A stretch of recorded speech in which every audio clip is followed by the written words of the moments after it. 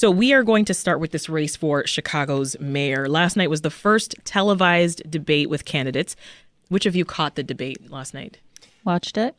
I was broadcasting Chicago tonight, so I caught the last half hour to 45 minutes. I caught a few minutes and then fell asleep. What about you, Steve? I did not see it, I'm afraid. I'm sorry. I will watch it, though. It'll be broadcast on their air on ABC on Sunday night. I think, yeah. Well, Paris, crime was the hot topic of the night, with many candidates slamming Mayor Lightfoot for high crime rates. Let's listen when Jamal Green spoke. I'm trying to figure out, how do we continue to allow the mayor to lie about the numbers? We are not down when it comes to before her administration started. Last year, the year before last, it was a 25-year high. So what did others have to say? Well, there's this kind of spectrum based on, whether you're a progressive candidate or you're more toward the center in terms of whether you want more police officers, more resources for police officers versus whether you want to divert some of those resources to more mental health help. And they all, except for Mayor Lightfoot, basically want a new police superintendent. And then I think the most jarring comment of the night came from Willie Wilson, who said in terms of foot chases that he wants to basically, in his words, take the cuffs off police and have them chase the quote-unquote bad guys down and hunt them like rabbits. That was a comment that, that the mayor kind of pounced on afterward. And I think that Wilson has to kind of explain what he means by that. Does he mean someone that might be a teenager and unarmed that's just being stupid and running away? I mean, does he think that they deserve to be shot and killed? I mean, he needs to explain that a lot deeper. It's also political science 101, I believe, that, if you are the incumbent, the challengers are going to target you, and they're going to target your record more than they actually attack each other.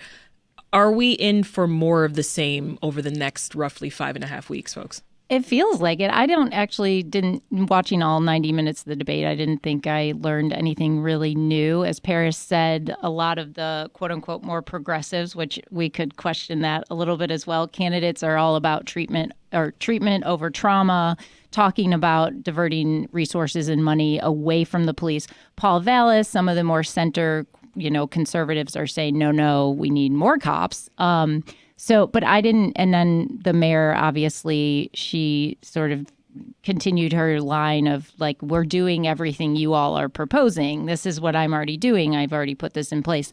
I expected more fireworks between her and Congressman Chuy Garcia. I think we all did. Yeah, and I was a little surprised that I didn't see those. I don't know. I mean, he did support her during her 2019 run, but I think people, name recognition-wise, those are the two names that most casual voters are even going to know, so I thought that they'd go at each other more. Well, there was a funny comment, I think, from Brandon Johnson, who said that Chuy's crime plan was basically plagiarizing Lightfoot's crime plan, and Chuy said, well, not exactly. A, she hasn't really carried it through, and B, I want a new police superintendent. There was a moment where Lightfoot did take a question, turn around and say, well, Chuy, you were too busy taking money from Sam Bankman-Fried and cutting deals with Mike Madigan.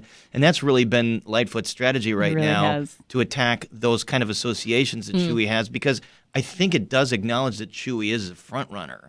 And her strategy now is to try and kind of define him and his negatives. Yeah. Well, I mean, Steve, what do you think? What do you think Lightfoot should do to prepare if other debates turn out like last night's?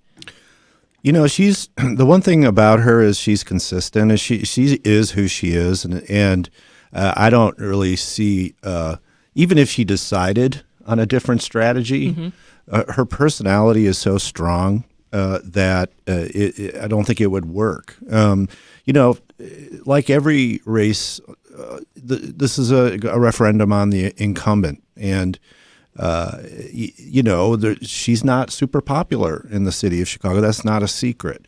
So the question then becomes, okay, if it's going to be somebody else, is it somebody we can get comfortable with? And we, of course, all have different opinions about what needs to happen in the city of Chicago. It's I think there's a feeling that city's not where it ought to be coming out of the pandemic. Yeah.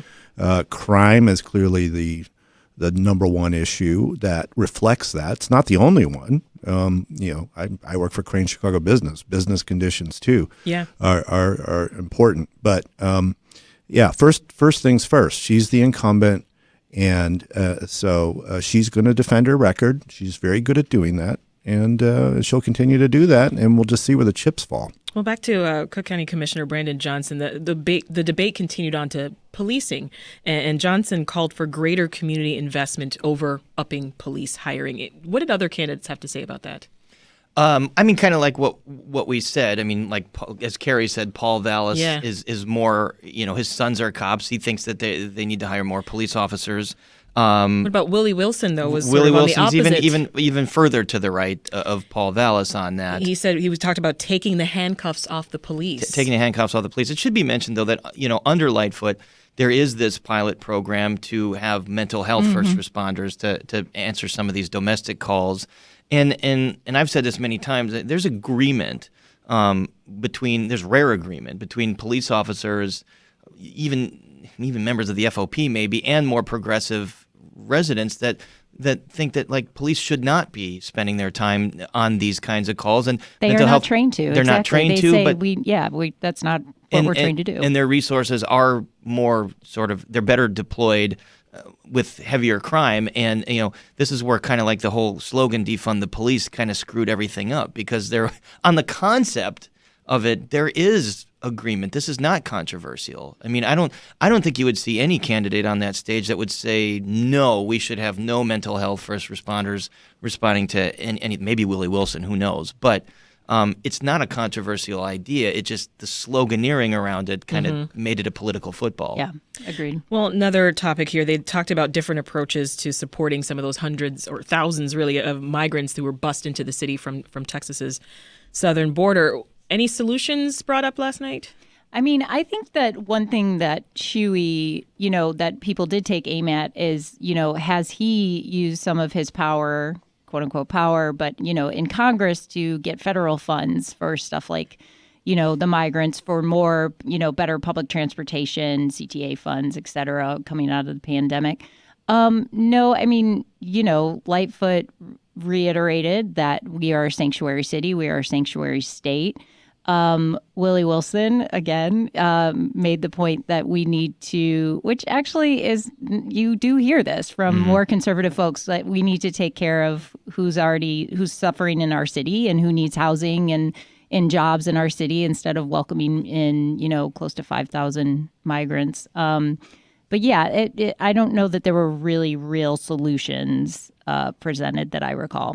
Woodlawn became a flashpoint on this very recently on this issue, because the Lightfoot administration wanted to house migrants in was it a converted school building? I can't. And residents there got really upset. There is not the city's all over the place in terms of the positions on this, and it's not. I think most people would say yes, in general terms, we ought to be a sanctuary city. But when it gets down to the particulars, oof. I think Vallis even attacked Lightfoot on that, saying, hey, you're the person going out there saying we're a sanctuary city and you're high-minded on this, but you can't carry that commitment through. Yeah. And Lightfoot shot back that. Vallis also kind of complained that she was grandstanding, and so talking about Texas Governor Greg Abbott, and so no solutions, but a lot of political back and forth. Yeah. Well, Vallis also talked about the CTA, saying the CTA has failed across the board under the Lightfoot administration. Blame it on crime, blame it on the perception that the CTA is unsafe. At the end of the day, public safety on the CTA has to be top priority, end quote. So he's calling for more uniformed officers overall on the transit system. Lightfoot shot back, well, it doesn't seem that Mr. Vallis has been riding the CTA because there are more officers on the CTA. Cam Buckner, State Rep Cam Buckner, had a good point that I've heard from other people, other riders, like, putting, guard dogs and armed police is not necessarily making people feel safer. He actually had a point. He said, what is this, 1960s George Wallace, Alabama? They don't feel like that's maybe the approach that's taking care of the lack of cleanliness, the number of houseless people that are that need the CTA. The CTA, I think, is, of course, crime is the point, but wow, the CTA, every single one stood up there like, we need new leadership. And they're not wrong that like this is the CTA in its current state is just not up to par for who we are as a city, for as large as we are as a city. I talked about it last time I was here. You did. Yeah. I mean, I've been running the CTA probably like Steve in Paris for, almost 20 years. And it's like, it's not the same situation. It goes beyond the crime. I mean, the ghost buses, the fact Exactly. that you're standing on the platform in the freezing cold and your train's not coming for 26 minutes. It's supposed to be coming in rush hour every 8 minutes or so. And I mean, They've got a convoluted system of like scheduled times and real time GPS that doesn't seem to be working. And the CTA chief has basically said the problem is I can't hire enough people, and we're working on it. We're trying to get people hired, and that's going to solve all our problems. But I mean, this has been going on for a long time. Well, I just want to let folks know that you can read more about each candidate's views on crime at WBEZ.org. So another quick story related to the race. Early voting is just around the corner. Chicagoans can cast their ballots as early as January 26th, which is next Thursday.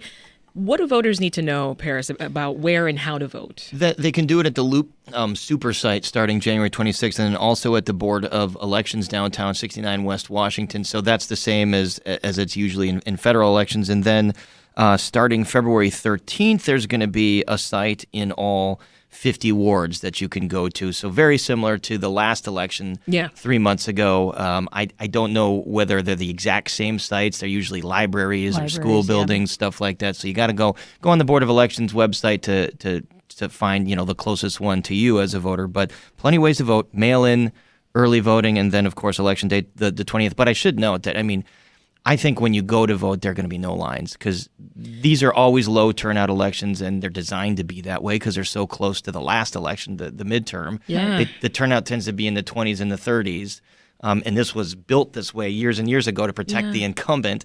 And so that is with 9 candidates. That's a good point. I mean, Carrie, do you remember what voter turnout used to look like in the past? Oh, it's always been low as long as I've covered the city. I mean, it's always just above 30% right now. I mean, as bad as like you'd sort of go out, when you're a young reporter and like to the CTA and it's like, hey, did you vote yesterday? And they're like, for what? Like, like who? There's an election. Well, we have to keep in mind that for most of that history, there was a daily running, and everybody assumed that that was a foregone conclusion. So what was the turnout in the last one when things were so up for grabs? In the runoff, it might have been a little bit higher. I think everybody expects a runoff. And there'll be a runoff here. There'll be a runoff. And I mean, but also don't forget you're also voting for your alderman or should be voting for your alderman. A lot of new names there. So many. And many of whom are unopposed also. Then let's add in the new Police Accountability Community Board, which there are hundreds of candidates. Election day is February 28th. Big reminder. Are you 3 early voters or are you election day voters? Election day for me. I don't think we're going to have 9 candidates by February 20th. I mean, I like to we wait shall it out. see, Carrie. Okay. Yeah. All right. So beyond the typical issues there that you expect to hear about in a campaign, another issue came to the table. That was the Chicago Bears. Oh. Of course, I turned to Paris Schutz. Mayoral candidates shared what they would do to keep the Bears in Chicago instead of moving them to Arlington Heights. Did you guys watch what the candidates had to say on that? Well, a handful of them said, "Yeah, we're gonna try and keep them here. We need to have the Bears here." And then others, I think Chuy Garcia was one of them that said, "Let's try to find a way to keep them here." Others said, "No, I mean, let them go to Arlington Heights. It's not a huge loss for the city, and it's already pretty much a foregone conclusion." Cam Buckner, I think, sponsored it because he's a state rep. He sponsored the law that said no state subsidies for any team moving from one location in Illinois to another, a.k.a. the Bears. But the question, I heard this on sports radio this morning, and I agree with this point. The question should be, what are you going to do with Soldier Field once the Bears leave? That's the more pertinent question. Right. Not what are you going to do to keep the Bears? They're gone. Unless, as I they're set to move.